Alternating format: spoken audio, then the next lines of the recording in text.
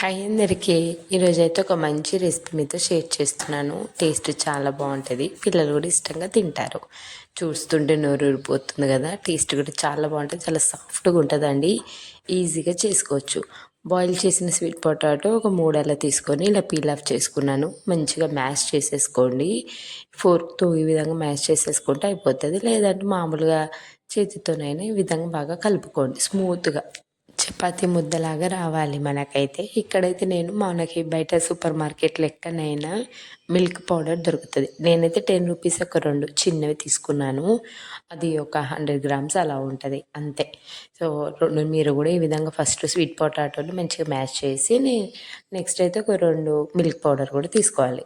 Milk powder లేకుంటే మీ దగ్గర గోధుమ పిండి కూడా తీసుకోవచ్చు, నో ప్రాబ్లము. కాకపోతే మంచి సాఫ్ట్గా ఉంటుంది, బాగుంటుంది అనేసి ఈ విధంగా చేసుకుంటున్నాను. మొత్తం బాగా మిక్స్ చేసేసుకోండి. మనకి చపాతి ముద్ద ఎలా ఉంటుందో అలా. కొంచెం ఆయిల్ తీసుకుంటే ప్లేట్కి అంతా నీట్గా అయిపోతుంది. సో ఈ విధంగా మొత్తం మీకు టైం ఉంటే ఒక 5 మినిట్స్ 10 మినిట్స్ పక్కన పెట్టండి, లేదంటే వెంటనే చేసుకోవచ్చు. నేను ఒక 5-10 మినిట్స్ అలా పక్కన పెట్టేశాను. చూసారు కదా ఎంత సాఫ్ట్గా మనకి ముద్దలాగా ఎలా తయారైందో. కొంచెం కొంచెంగా తీసుకొని ఇలా రౌండ్ షేప్ చేసుకున్నాను. మీకు రౌండ్గా అయితే రౌండ్గా, లేదంటే నార్మల్గా చేసుకోండి. నేనైతే ఇలా రౌండ్గా చేసుకున్నాను. మన గులాబ్ జామున్ ఎలా ఉంటాయో అలా కొంచెం బ్రేక్ కూడా అవ్వకుండా ఈ విధంగా మంచిగా రౌండ్గా చేసేసుకోండి. ఇది డీప్ ఫ్రై చేసేసుకొని మీరు గులాబ్ జామున్ లాగా కూడా అంటే షుగర్ సిరప్ అలా పట్టేసి చేసుకోవచ్చు. డీప్ ఫ్రై చేసుకుంటే ఆయిల్ ఎక్కువ అవుతుంది, ఆయిల్ వేస్ట్ అవుతుందని నేను ఇలా పొంగనాల ప్యాన్లో వేశాను.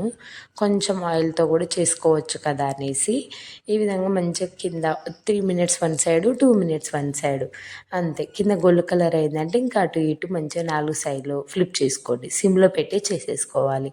అప్పుడు ఆయిల్ కూడా మనకి కొంచెం పడుతుంది, ఈజీగా కుక్ అయిపోతుంది. ఇలా డైరెక్ట్గా కూడా తినేసేయొచ్చండి. బేసిక్గా అయితే పిల్లలకి నేను ఇలా డైరెక్ట్గానే ఇస్తాను. స్వీట్ పొటాటోలో ఆల్రెడీ మనకు కొంచెం స్వీట్నెస్ ఉంటుంది కాబట్టి సరిపోతుంది. కాకపోతే పక్క కూడా కొంచెం నేను షుగర్ సిరప్ అలా చేశాను.